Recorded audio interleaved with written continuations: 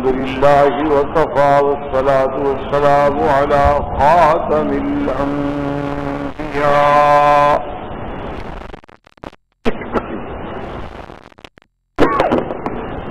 سيدنا وحبيبنا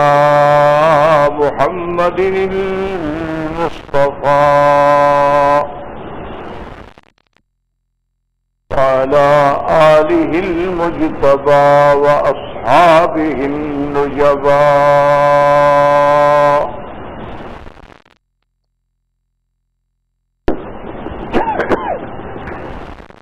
اللهم صل على سيدنا محمد النبي الأمي الهاشمي وعلى آله وأصحابه نجوم الهدى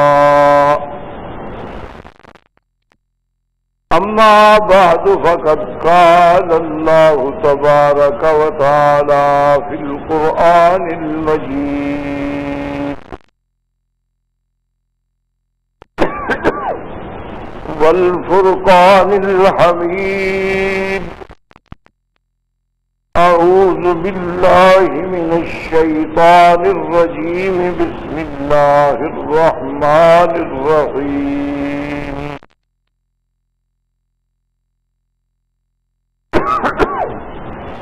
إنما يريد الله ليذهب عنكم الرجز أهل البيت ويطهركم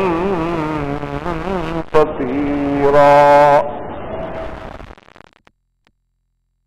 واذكرن ما يتلى في بيوتكن من آيات الله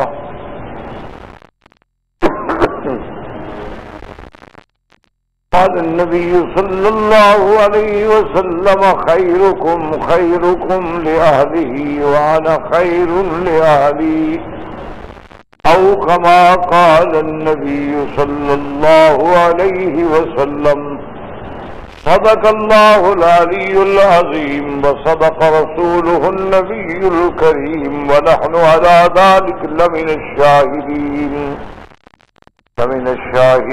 ومن الشاكرين والحمد لله رب العالمين. برادران اسلام،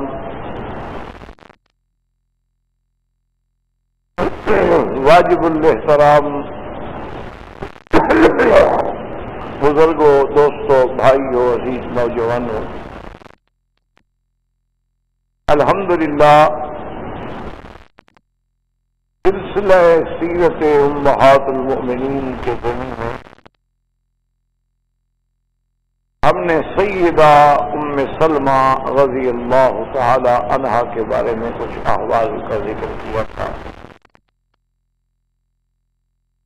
سیدہ ام سلمہ رضی اللہ تعالی عنہا کا سب سے بڑا اعزاز تو یہ ہے کہ وہ زوجہ محمد مصطفیٰ ہے، وہ امہات المؤمنین میں ہیں. لیکن اسی طرح علماء نے فرمایا ہے کہ حضور کی تمام بیویاں، تمام ازواج مطہرات جو تھیں وہ علوم حدیث کی مخزن تھیں، کیونکہ ان کے سامنے ہر وقت حضور صلی اللہ علیہ وسلم کے اقوال مبارک، اعمال مبارک، افعال مبارک ہوتے تھے. لیکن نے فرمایا کہ بی بی ام سلمہ اور بی بی عائشہ کا تو کوئی حریف بھی نہیں تھا، یعنی ان کو اللہ نے جو مقام دیا تھا ان کا تو کوئی مقابل بھی نہیں. اسی طرح شیخ الاسلام ابن القیم رحمۃ اللہ علیہ نے لکھا ہے کہ اگر صرف سیدہ ام سلمہ رضی اللہ تعالی عنہا کے فتاوی کو ہم جمع کریں تو ایک مستقل کتاب مرتب ہو سکتی. سیدہ ام سلمہ رضی اللہ تعالی عنہا کا ایک شان تھا، ایک عظمت تھی. اسی لیے جب ان کے شوہر کا انتقال ہو گیا اور آپ صورت حمل کے ساتھ تھیں، حاملہ تھیں، اسلام میں حکم یہ ہے کہ اگر کسی عورت کا خاوند فوت ہو جائے اور وہ حاملہ ہو تو اس کی عدت یہ ہوگی کہ وضع حمل تک انتظار کرنا ہوگا. جب وضع حمل ہو جائے اور اس سے پاک ہو جائے تو گویا اس کی عدت جو تھی وہ ختم ہو. اور اگر حاملہ نہیں تھی, خاوند مر گیا, تو اس کی عدت جو ہے 4 مہینے 10 دن, یعنی عدت الوفات جو ہے یا توفونا, جن کا خاوند فوت ہو جائے تو ان کو 4 مہینے 10 دن. اور عدت کا معنی یہ ہوتا ہے کہ خاوند کی موت کے بعد بیوی اسی گھر میں رہے گی, گھر سے بغیر کسی اہم مجبوری کے باہر نہیں جائے گی, اور 4 مہینے 10 دن تک کسی قسم کا میک اپ سنگار نہیں کرے گی, حتیٰ کہ آنکھ میں سرما تک بھی نہیں لگائے گی. جیسے عام عورتیں تیل ویل یا دیہاتوں میں تو میک اپ وغیرہ نہیں ہوتے, لیکن وہ ساگ وغیرہ ہوتے ہیں چھوٹی موٹی, لیکن وہ بھی نہیں کرے, کیونکہ گویا وہ ایک عدت میں ایک سوگ کے دنوں میں ہے. ہاں, اپنے گھر میں رہتے ہوئے بات کر سکتی ہے. اور اسی طرح یہ بھی شریعت کا حکم ہے کہ اگر کوئی عورت عدت میں تو اس کا کوئی اور عزیز اس سے شادی کرنا چاہتا ہو تو وہ بھی اس کو اشارتاً بھی بات نہیں کہتا جب تک کہ اس کی عدت نہ گزرے. اور اگر اب عدت جو ہے وہ حاملہ ہے تو اس کی عدت کیا ہوگی؟ وضع حمل. اچھا, بعض اوقات ایسا بھی ہوتا ہے کہ مثلا خاوند فوت ہوا اور عورت جو ہے وہ 8 مہینے کی حاملہ ہے, تو مانا یہ ہے کہ خاوند کے 1 مہینے کے بعد تقریباً یا 1.5 مہینے کے بعد اس کی ولادت ہو جائے گی, عدت پوری ہوگی. کیونکہ اصل میں اسلام کا منشا یہ ہے. عدت کا مرنا تو اب دیکھیں نا, کسی کے لیے بھی 3 دن سے زیادہ سوگ کرنے کی اجازت نہیں ہے. باپ مر جائے, بیٹا مر جائے, بھائی مر جائے, بہن مر جائے, کوئی 3 دن کے لیے سوگ. لیکن ایک خاوند کا مسئلہ ہے کہ اگر خاوند مر جائے, اب جیسے دیکھیں کہ کسی کی بیوی مر جائے تو خاوند پہ کوئی عدت نہیں. عدت جو ہے وہ صرف بیوی پہ ہے. اس کی وجہ کیا ہے کہ بھائی خاوند تو فوت ہو گیا, ہو سکتا ہے اس کے پیٹ میں حمل ہو سکتا ہے وہ حاملہ ہو. اسلام احتیاط کرتا ہے, اور 4 مہینے کے بعد چونکہ نفخ روح ہو جاتی ہے اور بچے کی حرکت شروع ہو جاتی ہے بطن میں, ایک بات واضح ہو. یہ اب الگ بات ہے کہ کوئی آدمی, یعنی اب تو بعض طریقہ آ گیا ہے کہ اس کے ٹیسٹ لے لیتے ہیں تو حمل کا پتہ لگ جاتا ہے, الٹرا ساؤنڈ سے پتہ لگ جاتا ہے, اور بھی کئی چیزیں. لیکن اب ابتدائی دور میں تو یہ چیزیں اب بنی بھی نہیں تھی, ایجاد بھی نہیں ہوئی. اسلام تو ایک جامع قانون ہے, تو اگر اسی پر بنا کر رکھا جاتا تو جن دیہاتوں میں یا جن پہاڑوں میں یا جن غاروں میں یہ چیزیں نہیں ہیں تو وہ کیا کرتے. اسلام نے ایک قانون بنا دیا کہ 4 مہینے 10 دن تک اور انتظار کرے, اور حاملہ ہے تو وضع حمل کے بعد اس کی عدت ختم ہو گئی, چاہے وضع حمل 1 مہینے میں ہو یا چاہے وضع حمل 8 مہینے کے بعد ہو. تو اب عدت اس کی وضع حمل شمار ہو, یعنی خاوند فوت ہوا اس کا پہلا مہینہ حمل کا تھا, تو اب وہ بیچاری 9 مہینے تک بیٹھی رہے گی. اس وقت تک عدت نہیں پوری ہوگی جب تک کہ بچہ پیدا نہ ہو. کیا کہ اسلام یہ چاہتا ہے کہ استفراغ ہو جائے, استبراء ہو جائے, کوئی دوسری چیز جو ہے اس میں مداخلت نہ کرے کسی کے نطفے کو. یعنی اس کو یوں سمجھیں کہ اسلام یہ بھی نہیں چاہتا کہ بوٹا تو کسی کا لگا ہوا ہو اور پانی کوئی دوسرا دیتا رہے. اسلام ان چیزوں کا مخالف. تو سیدہ ام سلمہ کا جب وضع حمل ہو گئی, عدت گزر گئی, تو آپ کو حضرت ابو بکر نے بھی پیغام دیا رضی اللہ تعالی عنہ, لیکن بیوی نے نہیں مانا. پھر حضرت عمر رضی اللہ تعالی عنہ جو ہے وہ پیغام لائے, لیکن حضور صلی اللہ علیہ وسلم اب بیوی نے انکار تو نہیں کر سکتی تھی. انہوں نے کہا کہ میرے حالات کچھ ایسے ہیں تو حضور صلی اللہ علیہ وسلم خود بھی تشریف لے آئے. تو اب بھی ام سلمہ نے عرض کیا کہ یا رسول اللہ، میری طبیعت میں انتہائی غیرت ہے، میں بڑی غیور عورت ہوں، میں دوسری عورت کو برداشت نہیں کر سکتی. طبیعت ہوتی ہے کہ بعض عورتیں جو ہے وہ شوکن کو برداشت نہیں کر سکتی. تو دوسری بات یہ ہے کہ میرے بچے ہیں، میں خود ہی عیالدار ہوں، 4 بچے ہیں میرے. اور تیسری بات یہ ہے کہ یا رسول اللہ صاحب میری عمر بھی زیادہ ہے. اور چوتھی بات یہ ہے یا رسول اللہ صلی اللہ علیہ وسلم میرا تو ولی کوئی نہیں ہے، بچے چھوٹے ہیں اور کوئی ولی ہے نہیں. تو یہ سارے مسائل ہیں جن کی وجہ سے میں شادی کرنا نہیں چاہتا، ورنہ آپ کی ذات کو کون انکار کر سکتا ہے. حضور نے فرمایا دیکھو ام سلمہ جہاں تک عمر کا تعلق ہے تو میری عمر تم سے زیادہ ہے، لہٰذا یہ مسئلہ تو ختم ہو گیا. جہاں تک عیال کا تعلق ہے تو اولادوں کی اولاد ہی تمہارے بچے، اب پھر میرے بھی بچے ہوں گے، جب میں شادی کروں گا تمہارے بچوں کو بھی سنبھالوں. جہاں تک تمہاری تیزی یہ تباہ کا تعلق ہے تو میں اللہ سے دعا کروں کہ اللہ آپ کو صبر عطا فرما دے، سکون عطا فرما دے، حوصلہ عطا فرما دے، اعتدالی قوتیں عطا فرما دے. وہ نے کہا پھر مجھے کیا اعتراض ہے. تو حضور صلی اللہ علیہ وسلم کا نکاح ہوا، اور نکاح کے بعد حضور صلی اللہ علیہ وسلم نے بی بی ام سلمہ کو ایک چمڑے کا تکیہ، اسی طرح ایک چکی پیسنے کی، آٹا پیسنے کی، گندم پیسنے کی چکی، اسی طرح ایک رکابی، ایک پیالہ، یہ ایک مٹکا، یہ چیزیں جو تھیں آپ کے گھر میں بھیج دی گئیں. اور بی بی ام سلمہ اسی گھر میں آئیں جس میں زینب بنت خزیمہ جو فوت ہو گئی. اب بی بی ام سلمہ رضی اللہ تعالی عنہا زوجہ مطہرہ بنی. اور ایک دفعہ حضور نے یہ بھی ارشاد فرمایا تھا کہ ام سلمہ میں نے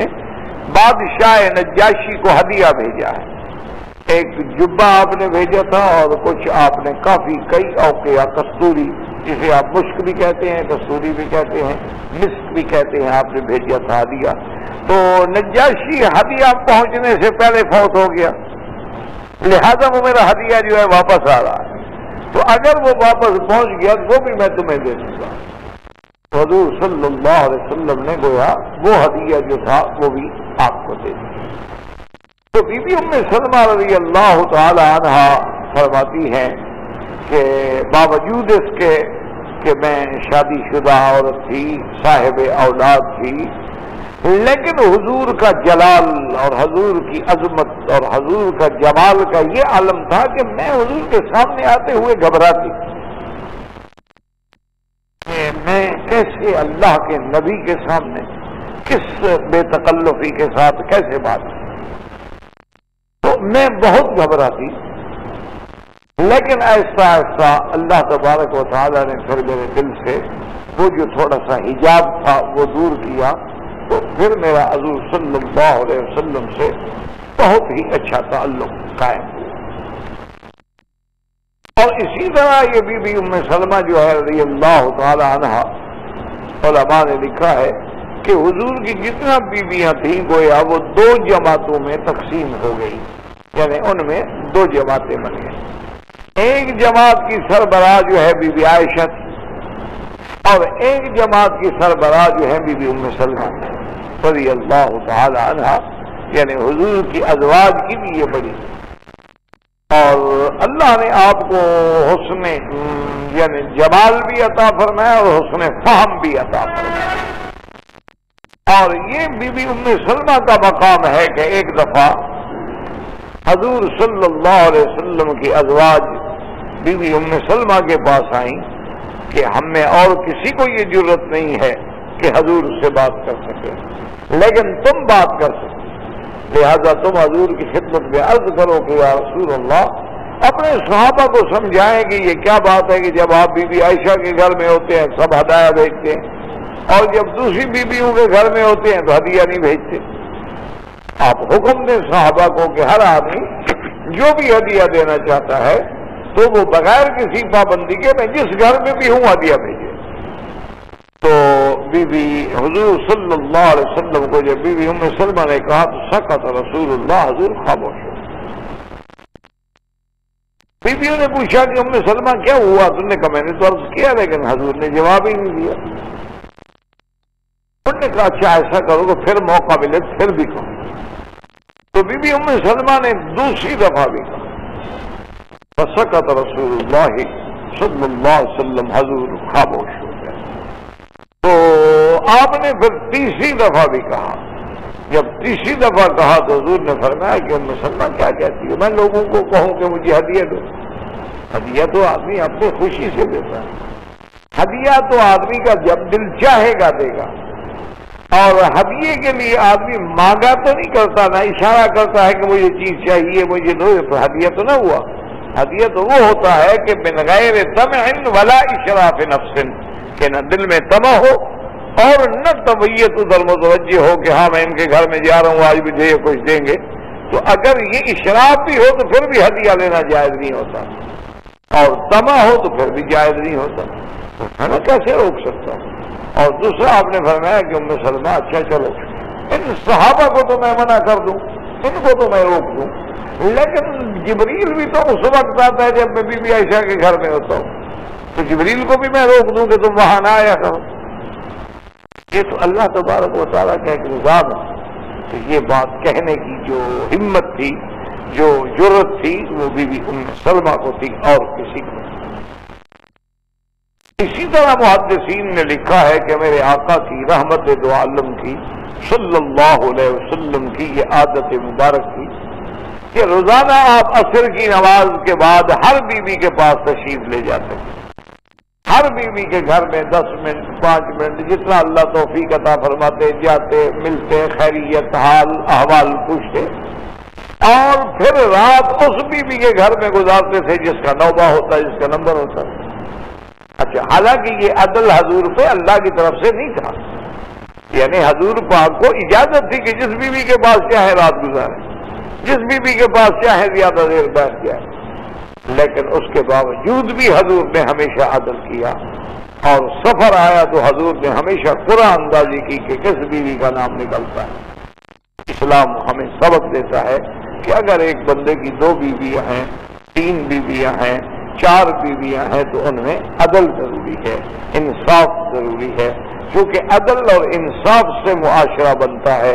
عدل اور انصاف سے گھروں میں امن ہوتا ہے، عدل اور انصاف سے عالم کے اندر سکون ہوتا ہے۔ وہ نہ جبر سے ہوتا ہے، نہ قہر سے ہوتا ہے، نہ ظلم سے ہوتا ہے۔ تو اب یہ دیکھیں شان کہ حضور جب عصر کی نماز کے بعد تشریف لے جاتے تو آپ اپنا دورہ مبارک جو ہے پہلے سب سے پہلے بیوی ام سلمہ کے گھر میں جاتے، بیوی ام سلمہ کے گھر سے شروع فرماتے، تمام بیویوں کے گھر میں بیٹھتے اور پھر بی بی عائشہ کے گھر پہ آ کے ختم فرماتے، اور اس کے بعد پھر مغرب کی نماز کے لیے تشریف لے جاتے، اور عشاء کے بعد پھر حضور نے جس گھر میں جانا ہوتا تھا، جس کا نوبہ ہوتا تھا، وہاں تشریف لے جاتے۔ تو بی بی ام سلمہ کے گھر سے ابتدا ہو۔ اسی طرح اللہ نے بی بی ام سلمہ کے بارے میں ماشاءاللہ آپ کا علم، آپ کا فضل، آپ کا صاحب الرائے ہونا بڑا مسلم تھا کہ حتیٰ کہ حضرت سیدنا ابو ہریرہ جیسے صحابی جو کثیرت روایہ ہے، اور ابن عباس جیسا آدمی جو حبر المفسرین ہے، ان کو بھی مسائل میں ضرورت ہوتی تو بی بی ام سلمہ رضی اللہ تعالی عنہ سے رجوع کرنا۔ ایک دفعہ واقعہ ہوا کہ عبداللہ ابن زبیر عصر کی نماز کے بعد 2 رکعت پڑھ رہے،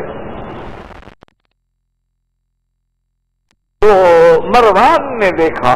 مروان ابن الحکم نے دیکھا، تو انہوں نے کہا کہ عبداللہ ابن زبیر یہ عصر کے بعد کون سی نماز ہے بھائی؟ عصر کے بعد تو اللہ کے نبی نے منع فرمایا ہے کہ لا صلاۃ بعد العصر حتی تغرب الشمس، کہ کوئی نماز نہیں ہے عصر کے بعد جب تک کہ سورج نہ ڈوب جائے۔ تو آپ یہ کون سی نماز پڑھ رہے ہیں؟ انہوں نے کہا کہ مجھے تو بی بی عائشہ سے پتہ چلا کہ حضور نے پڑھی ہے۔ بی بی عائشہ رضی اللہ تعالی عنہ سے جب پوچھا گیا کہ آپ نے فرمایا کہ عصر کے بعد حضور نے 2 رکعت پڑھی ہے، انہوں نے کہا میں نے کہا ہے، لیکن مجھے یہ روایت کی ہے بی بی ام سلمہ نے۔ تو صحابہ پریشان ہو گئے، کیونکہ اصل مسئلہ جو ہے وہ یہی ہے کہ فجر کے بعد یا عصر کے بعد کوئی نماز نہیں، لا صلاۃ بعد الفجر حتی تطلع الشمس۔ اب جو اختلاف ہے ائمہ کے درمیان، امام احمد بن حنبل رحمۃ اللہ علیہ یا امام شافعی رحمۃ اللہ علیہ، وہ بھی اجازت دیتے ہیں کہ اگر کسی نے مثلا طواف کر لیا یا کسی نے مسجد میں داخل ہوا تو تحیت المسجد کے طور پہ پڑھ لی، تو وہ کہتے ہیں کہ اس سبب سے یہ جائز ہے، ورنہ نہیں پڑھنی چاہیے، یعنی ان کا منشا بھی یہی ہے۔ لیکن امام ابو حنیفہ رحمۃ اللہ علیہ فرماتے ہیں کہ نہیں، عصر اور فجر کے بعد نماز نہیں۔ کہ بی بی عائشہ سے پوچھا تو انہوں نے کہا کہ مجھے بی بی ام سلمہ نے فرمایا، بی بی ام سلمہ کے پاس ابو ہریرہ نے آدمی بھیجا کہ یہ کیا بات؟ تو بی بی ام سلمہ نے فرمایا کہ یرحم اللہ عائشہ، اللہ بی بی عائشہ پہ رحمت کرے، بی بی کو میں نے کہا ہے لیکن بی بی نے سمجھا ہی نہیں۔ بی بی کو میں نے کہا ہے کہ حضور صلی اللہ علیہ وسلم نے عصر کے بعد 2 رکعت پڑھی ہے، لیکن بی بی نے سمجھا نہیں۔ اصل بات یہ ہے کہ حضور نے میرے گھر میں 2 رکعت عصر کے بعد پڑھی، اور جب پڑھی تو میں حیران ہوئی اور میں نے حضور سے پوچھا کہ یا رسول اللہ یہ کیا بات ہے، آپ پہلے تو کبھی نہیں پڑھتے عصر کے بعد؟ آپ نے فرمایا کہ اصل میں ام سلمہ ظہر کے بعد کی جو 2 رکعت تھی میں مشغول ہو گیا اور وہ میری رہ گئی تھی، تو ظہر کے بعد کی 2 رکعت جو چونکہ سنت مؤکدہ ہے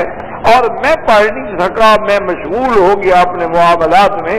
اب عصر کے بعد مجھے یاد آئی تو میں نے وہی 2 رکعت پڑھی۔ تو بی بی ام سلمہ فرماتی ہیں کہ لم یصلی قبلہا ولا بعدہا، یعنی اس سے پہلے بھی حضور نے کبھی عصر کے بعد نہیں پڑھی اور اس کے بعد بھی کبھی حضور نے عصر کے بعد نہیں پڑھی۔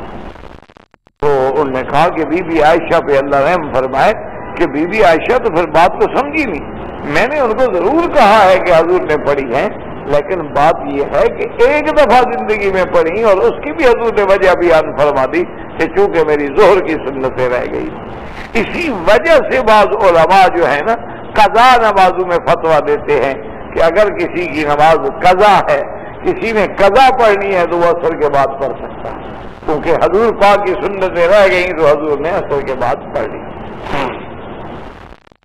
اسی طرح اور بھی دیگر مسائل میں،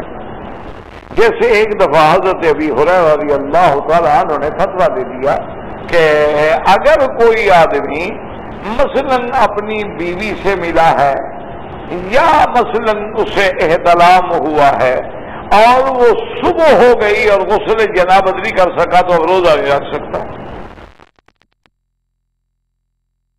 یعنی آپ سمجھ کیا مطلب کہ بھئی صبح صادق پہ آپ دیکھیں نا یہاں پر جیسے آج کل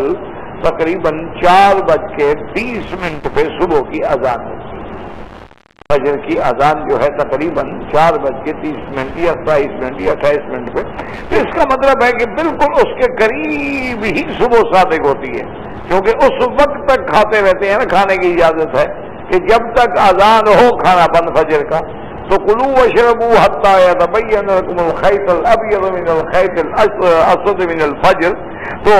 معنی یہ ہے کہ جب اذان ہوتی ہے تو یہی عین صبح کا وقت ہے، عین صبح صادق کا وقت ہے، اور صبح بھی 2 ہوتی ہے، صبح کاذب اور صبح صادق۔ صبح کاذب یہ ہوتی ہے کہ ایسے ایک روشنی آتی ہے اور سیدھی آسمان پہ چلی جاتی ہے، پھیلتی نہیں، وہ صبح کاذب ہے۔ صبح صادق یہ ہے کہ وہ روشنی آہستہ آہستہ آہستہ پھیلنا شروع کرتی ہے۔ تو اب وہ حضرت ابو ہریرہ نے فرمایا کہ اگر وہ غسل جنابت صبح کو نہیں کر سکا اور صبح ہو گئی، یعنی اذان مل گئی، وہ غسل نہیں کر سکا تو کا روزہ نہیں ہوگا۔ تو بی بی ام سلمہ رضی اللہ تعالی عنہا کو جب پتہ چلا تو انہوں نے فرمایا اللہ رحم کرے ابو ہریرہ پہ، اللہ کے بندے نے تو بات سمجھی ہی نہیں۔ یہ تو کئی دفعہ ایسا ہوا ہے کہ حضور صلی اللہ علیہ وسلم نے غسل نہیں فرمایا، روزے کی نیت کر لی اور غسل صبح کے بعد فرمایا۔ تو پھر حضرت ابو ہریرہ نے رجوع کر لیا۔ تو اب مسئلہ یہی ہے کہ اگر مثلا میاں بیوی ملے، سو گئے،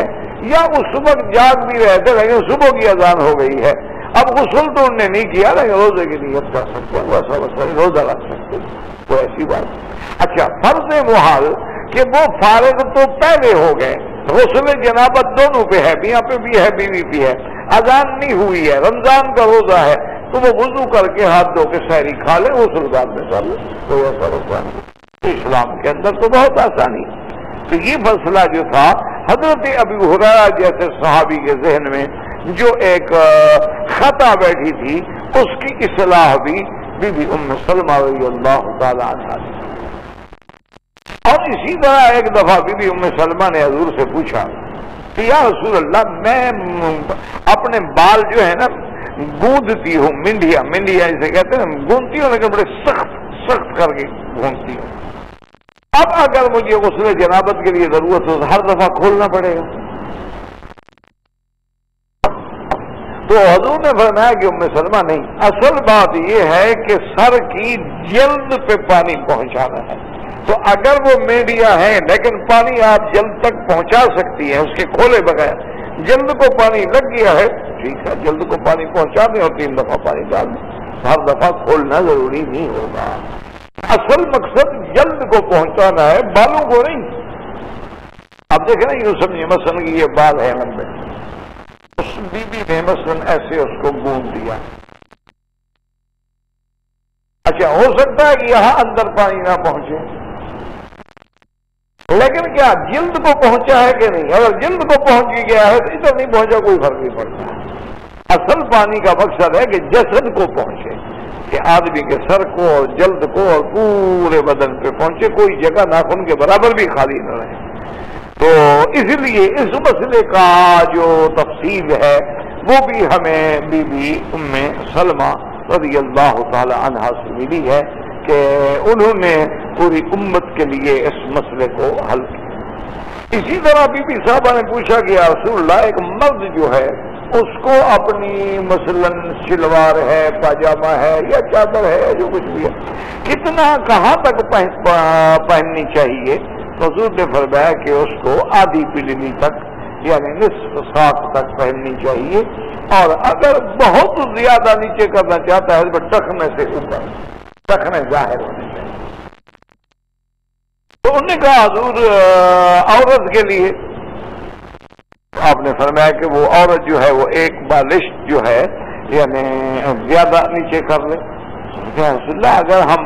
نصف ساق سے ایک بالشت بھی نیچے کپڑا رکھے پھر بھی چلتے ہوئے ہمارا حصہ کچھ بدن کا نظر آئے گا پاؤں کا؟ تو آپ نے فرمایا اچھا اگر ایسی بات ہے تو پھر اس سے بھی زیادہ کر، تاکہ اس کے پاؤں کا حصہ نظر نہ آئے۔ اسی لیے حکم ہے کہ عورت کا کپڑا جو ہے وہ اگر زمین پہ بھی لگ کے چلے تو کوئی حرج نہیں، کیونکہ مقصد اس کے بدن کا ستر ہے کہ کسی طرح اگر وہ بالکل ٹخنے کے برابر ہے، جب چلے گی تو لازمی بات ہے کہ پاؤں تو کھلے گا، یہ نظر آئے گا۔ اچھا، پہلے دور میں ویسے بھی عام طور پر چادر باندھنے کے رواج ہوتے تھے، لنگی باندھنے کے، جیسے اب بھی پنجاب کے علاقوں میں لوگ لنگیاں عورتیں بھی باندھتی ہیں، بہت سارے رواج ہیں۔ تو ان چیزوں میں ان کو خیال رکھنا چاہیے کہ وہ ایسا نہ ہو کہ چلتے ہوئے ان کے بدن کا کوئی حصہ ظاہر ہو۔ تو یہ مسئلہ بھی امت کے خواتین کے لیے بی بی ام سلمہ رضی اللہ تعالی عنہا نے حضور سے پوچھا اور وضاحت کی۔ اور اسی طرح یاد رکھیں کہ روایات میں آتا ہے کہ حضرت ابی لبابہ رضی اللہ تعالیٰ عنہ صحابی ہے میرے آقا، جب بنی قریظہ یہودیوں کا محاصرہ کر لیا گیا، بنو قریظہ نے چونکہ بدعہدی کی تھی حضور صلی اللہ علیہ وسلم کی، تو آپ نے حکم دیا صحابہ کو کہ فوراً بنی قریظہ کا محاصرہ کر دیا جائے۔ صحابہ پہنچ گئے۔ اچھا، بنی قریظہ کے یہودی جو تھے وہ بھی ان کے پاس بڑے بڑے قلعے تھے، وہ قلعے کے اندر بند ہو گئے۔ اب ان کو یقین تھا کہ بھی باہر نکل کے تو ہم لڑ نہیں سکتے، ہاں یہ ہو سکتا ہے کہ ہم قلعے میں رہیں اور اوپر سے لڑتے رہیں اور آہستہ آہستہ آہستہ، اندر ہمارے پاس تو قلعے ہیں، پانی ہے، کھانا ہے، پینا ہے، سامان ہے، ہمیں تو کوئی مسئلہ نہیں، ہم تو مہینوں تک اندر رہ سکتے ہیں۔ تو حضور نے بھی محاصرے کا حکم دے دیا۔ حضرت ابی لبابہ اسلام سے قبل جو ہے یہودیوں کے پاس آنا جانا تھا، سب صحابہ کا تھا، یہ کوئی ایسی بات تو نہیں تھی۔ اسلام سے پہلے جب آدمی اسلام نہ لے آئے تو اس میں کیا پابندی تھی؟ اوس تھے، خزرج تھے، قبائل تھے، سب کا تعلقات تھے یہودیوں کے ساتھ۔ تو ابی لبابہ جو ایک دن تشریف لے گئے وہاں قلعے، ان کے قلعے کے باہر، تو ان کے کسی سردار نے ان سے بلا کے پوچھا کہ ابی لبابہ اب حضور ہمیں حکم دے رہے ہیں کہ تم لوگ قلعے سے باہر آ جاؤ، ہم پھر تمہاری بات سنیں گے، تو اگر ہم قلعے سے باہر آ جائیں حضور صلی اللہ علیہ وسلم کے حکم پر تو تمہارے ساتھ ہمارا تعلق ہے، تو ہمیں بتاؤ ہمارے بارے میں حضور کیا ارادہ رکھتے ہیں۔ اچھا، خدا کی شان یہ ہے کہ ابی لبابہ کا اتفاق سے اور اشارہ کر دیا کہ حضور تمہیں قتل کا ہی حکم دیں گے، تم لوگوں نے آج شکنی کی ہے۔ اب کہے تو بیٹھے بیچارے، اشارہ تو کر بیٹھے، پھر خیال آئے میں نے کیا کیا، میں نے تو حضور صلی اللہ علیہ وسلم کا ایک راز کھول دیا، اور جنگوں کے اندر انہی رازوں کی تو بہت بڑی اہمیت ہوتی ہے کہ اگر دشمن کو ہماری راز کا پتہ لگ جائے تو دشمن تو پھر باندھ دیا،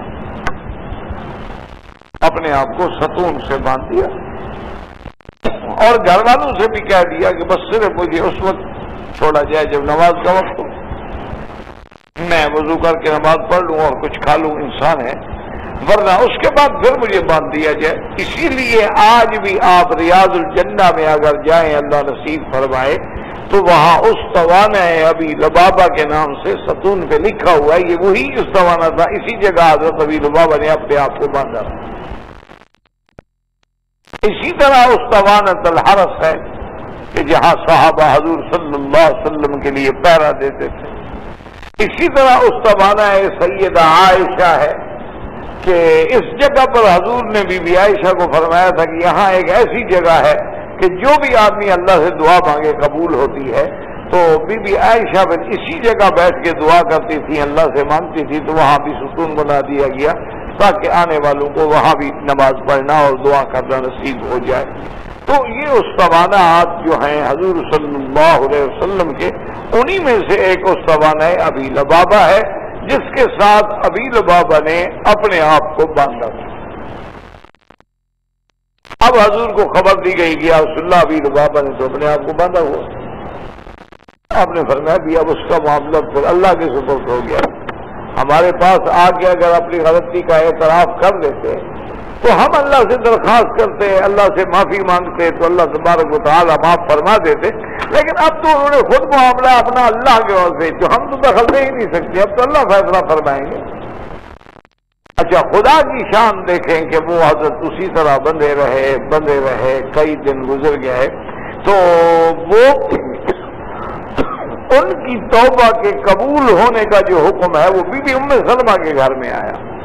حضور صلی اللہ علیہ وسلم بی بی ام سلمہ کے گھر میں تھے اور صبح کی نماز کے بعد کا وقت تھا، تو حضور کے چہرے مبارک پہ بڑی خوشی کے آثار آئے، تو بی بی نے کہا اضحک اللہ سنک یا رسول اللہ، اللہ آپ کو ہمیشہ مسکراتا ہوا رکھے، کیا ایسی بات ہے کہ آپ خوش ہو رہے ہیں؟ پر میں ابی لبابہ کی توبہ قبول ہو گئی ہے، ابھی مجھے جبریل نے خبر دی ہے کہ اللہ تبارک و تعالیٰ نے آپ کے صحابی ابی لبابہ کی توبہ قبول کر لی ہے۔ تو بی بی ام سلمہ کہتی ہیں کہ میں نے کہا یا رسول اللہ اگر اجازت ہو تو میں اس کو خوشخبری پہنچا دوں؟ فرمایا کہ ہاں اجازت ہے۔ تو بی بی ام سلمہ فرماتی ہیں کہ ابی لبابہ کے پاس تو میں نہیں آ سکتی تھی، میرا محرم نہیں تھا، تو میں نے حجرے کے پاس کھڑے ہو کے زور سے کہا ابشر یا ابی لبابہ ان اللہ قبل توبتک، مبارک ہو تمہیں، تمہاری توبہ قبول ہو گئی۔ تو سب سے پہلی آواز جو تھی وہ بی بی ام سلمہ نے دی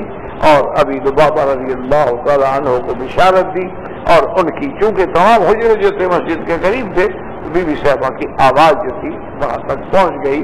اور ابی لبابہ رضی اللہ تعالی عنہ بھی آزاد ہو۔ تو یہ شرف جو ہے یہ بھی بی بی سلمہ کو نصیب ہوا رضی اللہ تعالی عنہا و ارضاہا۔ اور اسی طرح بی بی صاحبہ نے اتنا دین میں مجتہدہ تھی یعنی آپ کو دین کے مسائل میں اتنی دلچسپی تھی کہ فرماتی ہیں کہ ایک دن میں بال بنا رہی تھی، کنگھی دے رہی تھی کہ خطبہ شروع ہو گیا جمعہ کا، فترکتھا، میں نے وہ بال بنانے چھوڑ دیے اور حجرے کے اپنے گھر کے دروازے پہ کھڑی ہو کر تمام خطبہ محمد مصطفیٰ سنا، الف سے لے کر یہ تک کہ بھی مجھ سے کوئی لفظ ضائع نہ ہو جائے، کیونکہ گھر قریب تھے اور حضور کی آواز آتی تھی باقاعدہ علیہ الصلوۃ والتسلیم۔ تو آپ کو مسائل دین سے اتنا دلچسپی تھی، اتنا توجہ تھی کہ اس کے لیے آپ کھڑی رہیں اور سارا خطبہ کھڑے کھڑے حضور صلی اللہ علیہ وسلم۔ اور اسی طرح محدثین نے لکھا ہے، علماء نے لکھا ہے کہ بی بی ام سلمہ رضی اللہ تعالی عنہا ان خواتین اسلام میں سے ہیں، ان مقامات رفیع کی مالکہ بی بی ہے کہ صاحب الرائے تھی، یعنی آپ کی رائے جو ہے، آپ کا مشورہ جو ہے، اس کی ایک اہمیت، اور حضور پاک بھی مشورہ لیتے تھے۔ اب آپ اندازہ کریں کہ اس کا کتنا بڑا مقام ہوگا جیسے حضور مشورہ لے اور پھر عورت، لیکن حضور صلی اللہ علیہ وسلم کی ذات گرامی جو ہے، یعنی اتنا بڑا مقام ہے عورت کا، اور خاص طور پہ بی بی ام سلمہ کا، کہ آپ ان سے مشورہ لیں۔ اسی لیے جب واقعہ بڑا مشہور ہے، معروف ہے، جس کا ذکر اللہ کے قرآن میں ہے کہ حضور صلی اللہ علیہ وسلم جب عمرے کے لیے تشریف لائے، 1500 کا لشکر آپ کے ساتھ ہے، اور کفار کو پتہ چلا کہ حضور عمرے کے لیے آ رہے ہیں، تو ان نے روکنے کی کوشش کی، اور حضور پاک نے اپنا راستہ بدلتے بدلتے بدلتے، مطلب آپ دیکھیں کہ مدینے کا راستہ اور حدیبیہ کہاں ہے، حدیبیہ جدے کے راستے میں، یعنی مدینے سے آنے والا آدمی تو مسجد تنعیم سے یوں سیدھا مکے آ جائے، اس کو وہاں مکے اور جدے کے راستے میں حدیبیہ کے بعد جانے کی کیا ضرورت ہے؟ تو اصل وجہ کیا تھی؟ وہ اصل وجہ یہ تھی کہ مشرکین مکہ روک رہے تھے اور حضور تھوڑا ہٹتے ہٹتے ہٹتے چل رہے تھے کہ کسی طرح ہم حرم میں داخل ہو جائیں۔ حدود حرم میں جب داخل ہو جائیں گے تو پھر مکے والے بھی نہیں روک سکتے، کیونکہ حرم کا احترام تو وہ بھی کرتے تھے۔ حرم کا احترام جو ہے، یعنی کفار مکہ کے دل میں بھی اتنا بڑا احترام تھا کہ وہ اپنے باپ کے قاتل کو بھی اگر دیکھتے کہ حرم میں کھڑا ہے تو کچھ نہیں کہتے، کہتے کہ بھی کچھ نہیں، یہ حرم میں ہے، حرم سے نکلے تو ہم پکڑیں اس کو۔ اچھا، اگر کبھی انہوں نے صحابہ کو نعوذ باللہ سزا دینی چاہی، پھانسی بھی لٹکانا چاہ، حرم سے باہر لے گئے کہ بھئی حدود حرم کے اندر ہم کیسے سزا جاری کریں، حدود حرم کے اندر ہم کیسے اس کو پکڑیں۔ اتنا احترام ان کے دلوں میں بھی ہوتا تھا، تو اس لیے حضور صلی اللہ علیہ وسلم نے اپنے صحابہ سے کہا کہ تم ایسا ایسا ہٹو، بجائے اس کے کہ ہم سیدھا آئیں، ورنہ تو یہی راستہ تھا جس راستے پہ وادی عثمان ہے، وادی جموم ہے، اسی طرح یہی بالکل مخطط دار الہجرہ جو ہے، یہ تقریباً یعنی 100% تو نہیں کہہ سکتے آپ، لیکن تقریباً وہی راستہ ہے جو حضور پاک نے اختیار فرمایا۔ وادی خدیب ہے، وادی عثمان ہے، جموم ہے، علی تیمہ ہے، ابیار علی ہے، ابیار الماشی ہے، تو یہ سارا وہی۔ اچھا، جنگ بدر کے لیے تو حضور پھر اس راستے سے ہٹ کے نیچے گئے، وہ تو جنگ بدر کے لیے تو حضور صلی اللہ علیہ وسلم چونکہ سمندر کے قریب قافلہ لے کے جا رہا تھا ابو سفیان، اور جب اس کو پتہ لگا کہ حضور آ رہے ہیں تو اور سمندر کے قریب ہوتا گیا، وہ اور نیچے ہٹتا گیا، اور حضور بڑھتے گئے حتیٰ کہ بدر صغریٰ کے بعد بدر کبریٰ میں آئے، اور وہی آ کر دونوں لشکر جمع ہو، ابو سفیان نکل گیا۔ تو یہ مقام اس لیے حدیبیہ کا آیا کہ حضور صلی اللہ علیہ وسلم چاہتے تھے، اور واضح بات تھی کہ حضور تو آئی عمرے کے لیے رہے تھے، حضور کے ارادے میں تو تصور میں بھی نہیں تھا کہ ہم نے مشرکین مکہ سے لڑنا ہے، لیکن انہوں نے کہا کہ ہم اجازت نہیں دیں۔ اس مقام پہ آ کے حضور،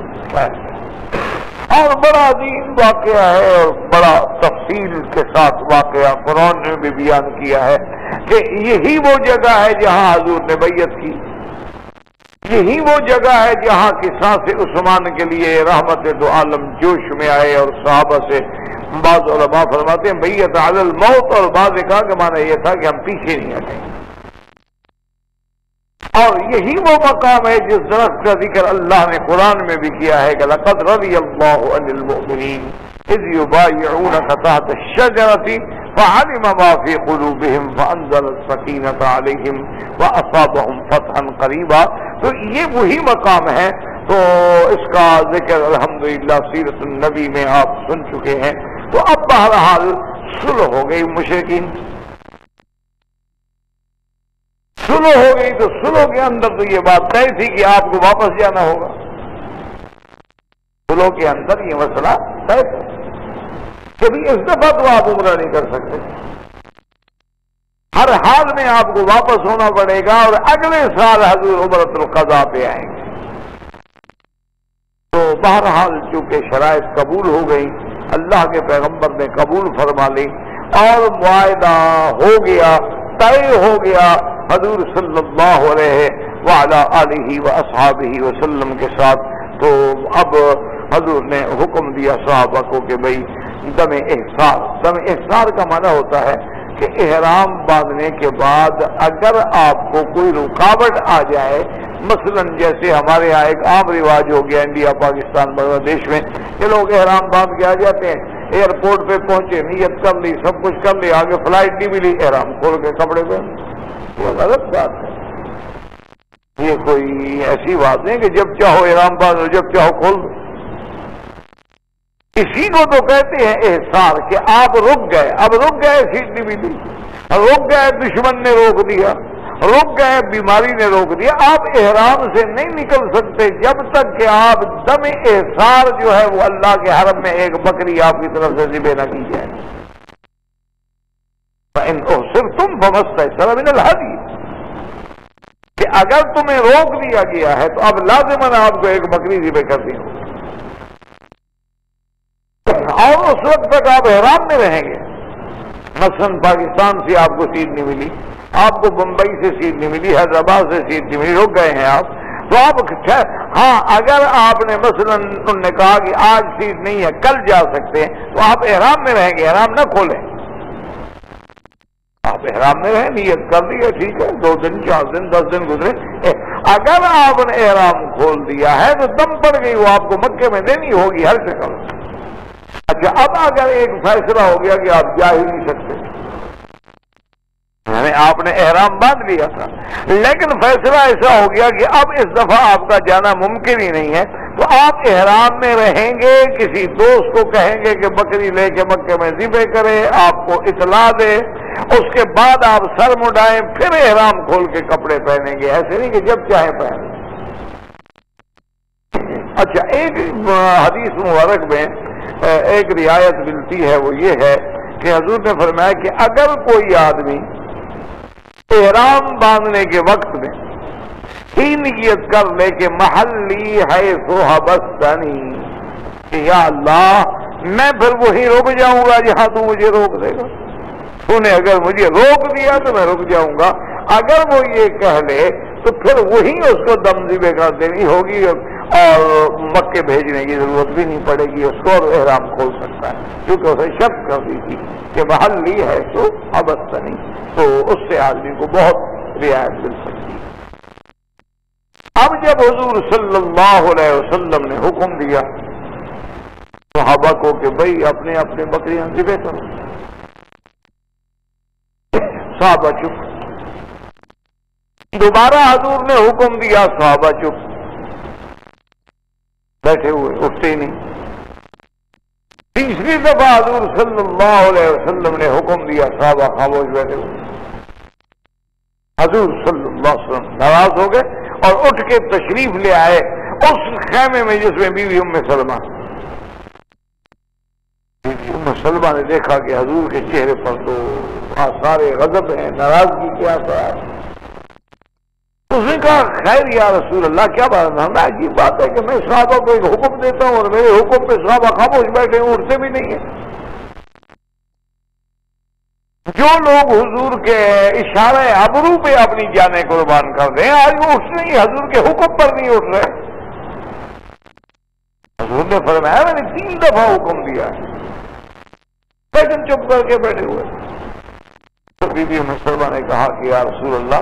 میں اگر عرض کروں تو آپ قبول فرما لیں گے؟ فرمایا ہاں۔ کہا یا رسول اللہ اصل بات یہ نہیں ہے کہ وہ آپ کا حکم نہیں مان رہے،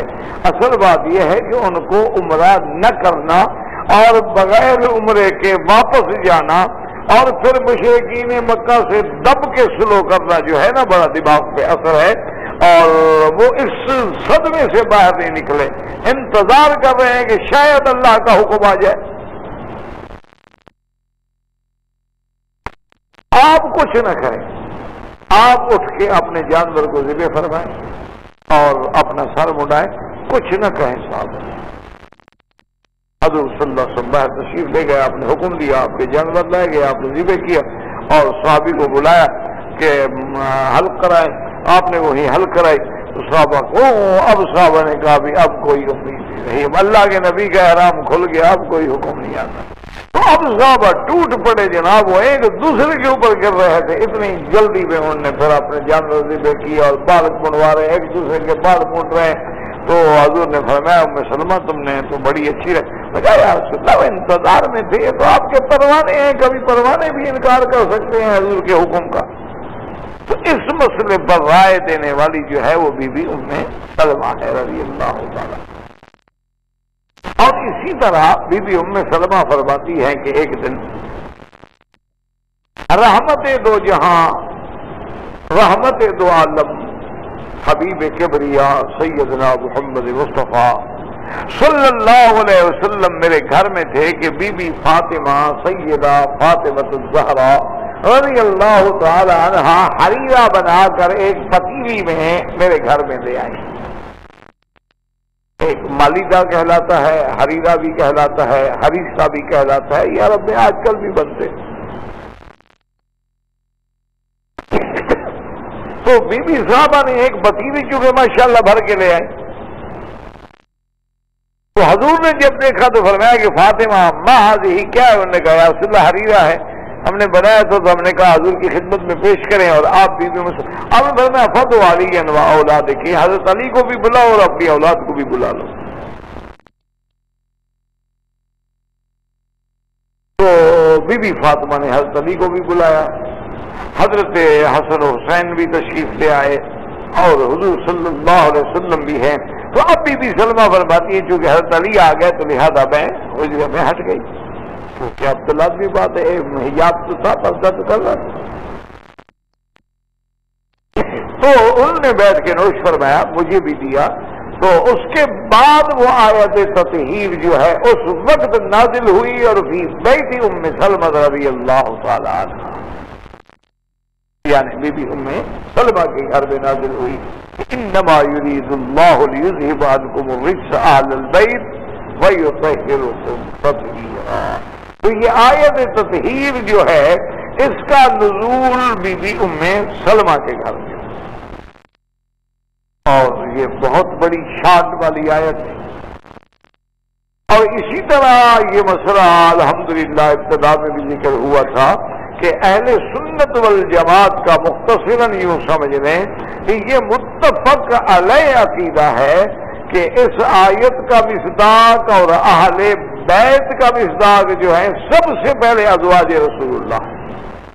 اس میں کوئی اختلاف نہیں اہل سنت کے نزدیک، یعنی حنفی، شافعی، مالکی، حنبلی، تمام ائمہ اربعہ کے نزدیک جو سب اہل سنت ہیں ان کے نزدیک اس میں کوئی اختلاف نہیں۔ وہ کہتے ہیں کہ قرآن کے لفظ پہ جب ہم غور کرتے ہیں اور دیکھتے ہیں اور تدبر کرتے ہیں تو جہاں جہاں لفظ اہل ہمیں ملا ہے وہاں مراد ہے ہی بھی، جیسے کہ حضرت موسیٰ علیہ السلام نے جب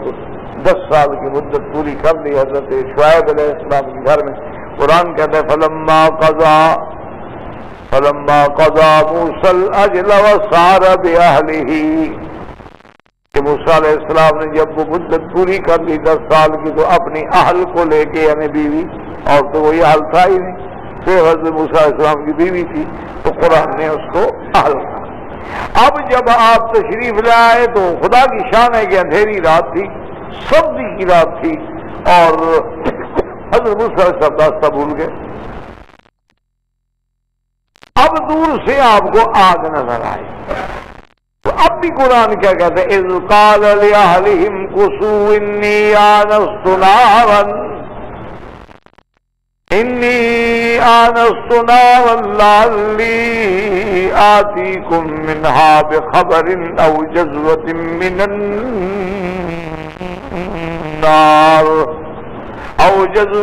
من النار لعلکم تصطلون۔ حضرت موسیٰ نے اپنے اہل سے کہا، یعنی بیوی سے، یہاں اہل جو ہے صرف بیوی ہے، کہ آپ یہاں ٹھہرے ہیں، میں نے دور سے دیکھے آگ نظر آ رہی ہے، معلوم ہوتا ہے جہاں آگ ہے تو کوئی نہ کوئی بندہ ہوگا، تو میں یا تو معلوم کر لوں راستہ یا وہاں سے تھوڑی سی آگ بھی لے آؤں گا تاکہ ہم لکڑیاں جلا کے اپنی سردی کو دور کر سکیں۔ تو یہاں بھی اللہ نے لفظ اہل ہے، اور مراد جو ہے حضرت موسیٰ علیہ السلام کی بیوی۔ اسی طرح قرآن پاک میں دیکھیں کہ جب حضرت خلیل کی خدمت میں ملائکہ آئے، آپ کو بشارت دی، اور آپ کی بیوی حیران ہوئی کہ اب بڑھاپے میں کیسے اولاد ہوگی، تو قرآن کہتا ہے قالوا وتعجبین من امر اللہ رحمت اللہ علیکم وبرکاتہ اہل البیت۔ اللہ نے قرآن میں فرمایا کہ ملائکہ نے کہا کہ بیوی عجیب بات ہے، آپ تعجب کر رہی ہیں، یعنی اللہ آپ کو بنانے پہ قادر ہے، بڑھاپے میں اولاد نہیں دے سکتا، کیسے تعجب کیا؟ تو اللہ کا حکم ہے، جب اللہ کا حکم ہے تو ہوگا۔ تو یہاں بھی اہل البیت سے مراد کیا ہے؟ حضرت ابراہیم کی بیوی ہے، اور تو کوئی ہے ہی نہیں، اولاد تو ہے ہی نہیں، بچے ہیں کوئی اہل البیت، اور پھر لفظ بھی اہل البیت ہے پورا، صرف اہل کا لفظ بھی نہیں۔ اسی طرح اللہ نے جب حضرت لوط علیہ السلام کی قوم پہ عذاب کا فیصلہ فرمایا، آپ نے حکم دیا بصر بأہلک ولا یلتفت منکم احد الا امرأتک۔ اللہ نے حکم دیا کہ لوط علیہ السلام کو کہ آپ اپنے اہل کو لے کے جائیں، تو آپ بیوی اور بچیوں سے اور کوئی تھا نہیں۔ اس لیے ہمیشہ یاد رکھیں کہ اہل سنت والجماعت کا یہ بالاتفاق مسئلہ ہے کہ اہل بیت سے مراد سب سے پہلے ازواج رسول اللہ، اور مجازن حضور کی اولاد بھی داخل ہے۔ مجازن وہ بھی اہل بیت ہیں جن پہ صدقہ کھانا بنو ہاشم ہے، جن پہ صدقہ لینا حرام ہے، زکوٰۃ لینا حرام ہے، وہ بھی لا شک کا بھی ذالک، لیکن مجازن۔ اسی لیے ایک جو ہے اہل اللہ کے قرآن سے، اور ایک جو واقعہ ہے وہ ہے آبا کا، کہ حضور صلی اللہ علیہ وسلم اسی طرح بی بی ام سلمہ کے گھر میں بیٹھے ہیں، بی بی فاطمہ بھی موجود ہے، حضرت علی بھی موجود ہے، حضرت حسن حسین بھی موجود ہے، تو آپ نے اپنی چادر مبارک ان پہ ڈال کے عرض کیا کہ اللہم ہؤلاء اہل بیتی، یا اللہ یہ میرے اہل بیت ہیں۔ تو بی بی سلمہ نے کہا کہ یا رسول اللہ اگر مجھے اجازت ہو تو میں بھی اس چادر کے نیچے آ جاؤں گا۔ آپ نے فرمایا انت علی خیر، تم تو پہلے خیر پہ بیٹھی ہو، تمہارے حق میں تو قرآن نازل ہو چکا ہے، تمہیں کیا ضرورت ہے چادر کے نیچے آنے کی؟ اس لیے ہمیشہ یاد رکھیں کہ اہل بیت سے مراد یعنی حضور کی بیویاں ہیں، اور حضور کی اب اولاد بھی ہے، بی بی فاطمہ الزہرا ہے، حضرت حسن و حسین ہیں، اور تمام جو ہیں یہ سب کے سب اہل بیت ہیں۔ اب بلا وجہ بعض روافض نے کھینچ تان کیا کہ اس سے مراد صرف یہی ہے اور نہیں ہے، اور یہ طاہرکم میں صیغہ مذکر کا ہے، یہ ساری ایسے استدلالات ہیں جن کی کوئی حقیقت نہیں۔ تو اہل بیت سے مراد سب سے پہلے ازواج ہیں، اس کے بعد اولاد بھی ہیں، وہ بھی اہل بیت ہیں۔ تو میرے کہنے کا مقصد یہ تھا کہ اتنی بڑی آیت عظمت جو ہے، آیت تطہیر جو ہے،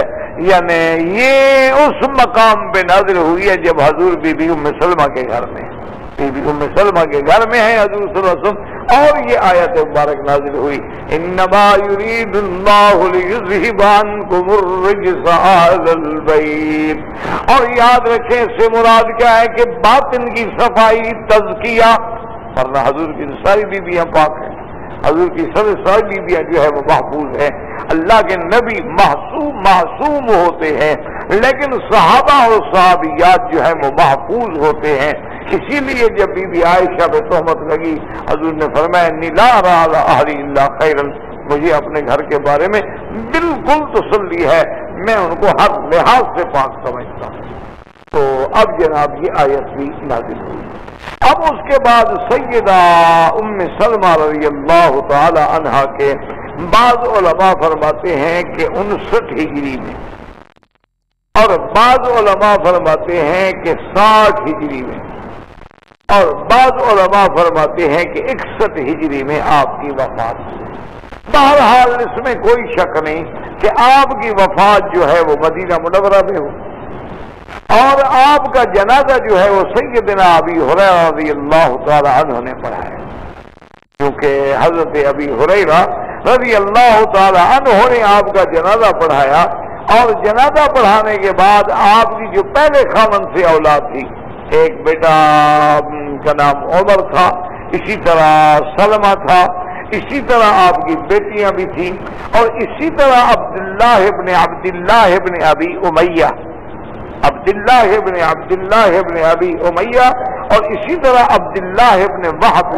یہ حضرات جو ہے یہ چونکہ آپ کے قریبی رشتہ دار تھے، تو آپ کے پہلے شوہر سے جو اولاد تھی، تو آپ کا جنازہ حضرت ابی ہریرہ نے پڑھایا، اور قبر میں اتارنے والے آپ کی وہ پہلی اولاد ہے، اور ان کے ساتھ یہ عبداللہ ابن ابی امیہ ہیں، اور عبداللہ ابن وہب ہیں، اور بی بی صاحبہ جو ہیں وہ بھی جنت البقیع میں آپ دفن ہوئی رضی اللہ تعالی عنہا و ارضاہا. تو یہ عظمت والی بی بی، شان والی بی بی ام سلمہ رضی اللہ تعالی عنہا امہات المؤمنین، صاحب العلم، صاحب الرأی، صاحب الفتوى، اور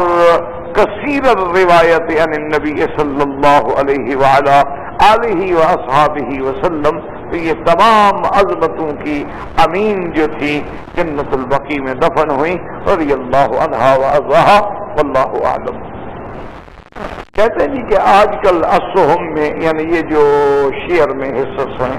ان میں شرکت کرنا جائز ہے. میرا بھائی صاف سی بات ہے کہ آپ کس چیز کے اسہم میں، کس کمپنی کے اسہم میں شرکت کرنا چاہتے ہیں. سب سے پہلے ہمیں یہ دیکھنا ہوگا کہ جس کمپنی کے ہم اسہم خرید رہے ہیں کیا اس کا کاروبار شریعت کے مطابق ہے. اب ایک کمپنی ہے وہ خنزیر کا گوشت بیچتی ہے، اس کے کمپنی خریدو. ایک کمپنی ہے وہ شراب بیچتی ہے، ایک کمپنی ہے وہ صرف بیئری بیچتی ہے. اسی طرح ایسی کمپنیاں ہیں کہ آگے جن کے معاملات اور تجارت جو ہے وہ حرام، تو ایسی کمپنیوں کا شیئر خریدنا بھی حرام ہے. اچھا، ایک ہوتا ہے کہ بعض کمپنیاں ایسی ہیں کہ وہ خنزیر تو نہیں بیچتی لیکن آگے کاروبار ان کا سود کا ہے، یعنی وہ جتنا بزنس کرتی ہیں سارا سودی ہے. تو اس لیے کیونکہ بعض آج کل بڑے عجیب طریقے ہو گئے نا، مثلا اسہم کے نام سے میرے پاس 2 کروڑ ریال آ گئے. اب 2 کروڑ ریال جو ہے میں نے پورے ورلڈ کے بینکوں پہ نظر ڈالی، جہاں مجھے سب سے زیادہ سود ملا میں نے وہی ڈال دیا. میں نے ان کو پیسے دے دیے جو مجھے 15% دیں گے، 14% دیں گے، 12% دیں گے، 13% دیں گے. اور جب وہ سود مجھے 15% ملے گا میں نے 7% یا 8% جو ہے شیئر ہولڈر پہ تقسیم کر دیا. وہ بھی بڑے خوش کے لیے ہمیں ہر سال دے رہا ہے، سب کچھ دے رہا ہے. لیکن ایسی کمپنیوں کے ساتھ ان کے شیئر لینا یا خریدنا یا بے کرنا حرام. بعض کمپنیاں ایسی ہیں کہ نہیں، ان کے اپنے کاروبار ہیں، تجارت ہے، فیکٹریاں ہیں، سیمنٹ فیکٹری ہے، جیسے یہ شرکہ مکہ بنی ہوئی ہے، یا جیسے آپ کی یہاں ساپٹکو ہے، یہ سعودی پبلک ٹرانسپورٹ جو ہے. اسی طرح اور کئی کمپنیاں ہیں جن کے اپنے معاملات، اپنا کاروبار بھی آگے اسلام کے مطابق ہے، ان کے شیئر لینا بالکل جائز ہے، آپ ضرور لیں. محمد علیم اگر نام رکھے بہرحال یا عظیم تو ٹھیک ہے، کوئی منع نہیں، نام جائز ہے، ٹھیک درست ہے، اس میں کوئی شک نہیں. حضور پاک صلی اللہ علیہ وسلم کو واقعی اللہ نے عظمت دی ہے. کہتے جی کفار جو مسلمانوں پر ظلم کر رہے ہیں ان کے لیے ہم بد دعا کریں یا ان کی ہدایت کے لیے دعا کریں؟ جب کافر حربی ہو اور مسلمانوں پہ وہ ظلم و ستم کے پہاڑ توڑ رہا ہو تو حضور پاک نے دعائے قنوت میں ان کے لیے بد دعا کی، دعا نہیں کی۔ اسی کو کہتے ہیں نا قنوت نازلہ، ورنہ تو اللہ کے نبی بھی چاہتے کہ وہ دعا کرتے کہ اللہ نے ہدایت دے دے، لیکن حضور صلی اللہ علیہ وسلم نے باقاعدہ دعا کی، بد دعا کی کہ اللہم شتت شملہم فرق جمعہم زلزل اقدامہم خالف بین کلمتہم مزقہم کل ممزق اللہم علیہم سنین کسنی یوسف۔ حضور نے بد دعا کی۔ تو بہرحال ہمیں بھی وہ کرنی چاہیے جو حضور پاک نے کیا ہے، یعنی نمازوں میں بھی اور نمازوں کے علاوہ بھی ہر حال میں، اور جو کچھ ہم نہیں کر سکتے ہیں کم سے کم یہ تو کر سکتے ہیں، کفار کے لیے ہلاکت کی دعا اور اپنے مسلمانوں کے لیے نصرت کی دعا اور ان کے صبر و تحمل کی دعا، کیونکہ ظلم آخری حدوں کو چھو رہا ہے۔ یعنی آدمی تصور نہیں کر سکتا ہے، وہ آنکھیں ٹی وی پہ مناظر دیکھ کے برداشت نہیں کر سکتی ہیں کہ جس طرح پھولوں کی طرح بچے جو ہیں وہ زخمی ہیں، مائیں کھڑی رو رہی ہیں، اٹھانے والا کوئی نہیں ہے، لاش دفنانے والا کوئی نہیں ہے، کوئی جنازہ پڑھنے والا کوئی نہیں۔ لیکن بہرحال فاصبر وما صبرک الا باللہ، انشاءاللہ اللہ تبارک و تعالیٰ کی رحمت ہوگی، انجام جو ہے انشاءاللہ وہ تو مومنوں کے حق میں آئے گا۔ یہ بہرحال آزمائشوں کے دور ہیں، گزر رہے ہیں، اور اب بھی کمال ہے ان لوگوں کا کہ جو باوجود یعنی عدم وسائل کے لیکن تکرار ہے کہ چلو جان ہی ہے نا۔ آج ہی میں ایک اسرائیلی کا بیان پڑھ رہا تھا، اسرائیلی فوجی جب واپس آیا تو اس نے کہا کہ ہم اعتراف کرتے ہیں کہ ہمارے دشمنوں کا جو مورال ہے وہ ہم سے بہت زیادہ بلند ہے۔ انہوں نے کہا ہمیں اعتراف کرنا چاہیے، ہم مانتے ہیں اس بات۔ انہوں نے کہا بہادر آدمی کو دوسرے کی بہادری کا اعتراف کرنا چاہیے۔ انہوں نے کہا جس بے جگری سے وہ لڑ رہے ہیں ہم تو سوچ ہی نہیں سکتے۔ انہوں نے کہا کہ اس لیے کہ ان کے سامنے منظر ہے کہ اگر موت ہے تو جنت ہے اور بچ گئے تب بھی کامیابی ہے۔ اس لیے انہوں نے کہا کہ ہم اس کے مقابلے پر سمجھتے ہیں کہ ان کا مورال، ان کا جذبہ، ان کی قدر، ان کی ہمت کہ اتنا بدون وسائل وہ ہم سے لڑ رہے ہیں کہ اگر ان کے پاس یہ جدید وسائل ہوتے تو وہ پھر تو خدا جانے کس انداز میں مقابلہ